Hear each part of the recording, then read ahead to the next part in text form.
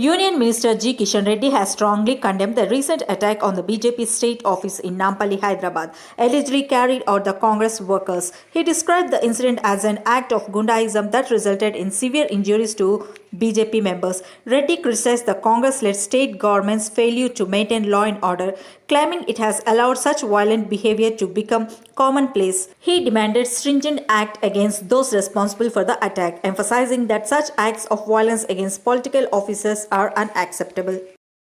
చేసినటువంటి దాడిని నేను తీవ్రంగా ఖండిస్తున్నాను. పోలీసులను వెంట తీసుకొనిచ్చి బీజేపీ ఆఫీసు మెయిన్ గేట్ వరకు వచ్చి అక్కడ ఉండేటువంటి కార్యకర్తలను కర్రలతో రాళ్లతో దాడులు చేయడం, బీజేపీ ఆఫీస్ పైన రాళ్ళు వేయడం, ఇది పోలీసులు ప్రేక్షకపాత్ర పోషించారు. నేను ఈ సందర్భంగా హైదరాబాద్ పోలీస్ కమిషనర్ను అడుగుతా ఉన్నాను, మీ పోలీసులు ఈ రకంగా వివరించడం ఎంతవరకు సమంజసం అని అడుగుతా ఉన్నాను. భారతీయ జనతా పార్టీ కార్యకర్తలను తలలు పగలగొట్టడం, రక్తం వచ్చే విధంగా రాళ్లతో కర్రలతో కొట్టడం, ఇది ఎక్కడ సమంజసం అని అడుగుతా ఉన్నాను. భారతీయ జనతా పార్టీ తలుచుకుంటే కాంగ్రెస్ పార్టీ కార్యకర్తలు రోడ్ల మీద తిరగలేరనే విషయాన్ని ఈ సందర్భంగా హెచ్చరిస్తా ఉన్నాను. కాంగ్రెస్ పార్టీ ఇంతవరకు ఇంకా వాళ్ళకు బుద్ధి రాలేదు. దేశంలో ఉన్నది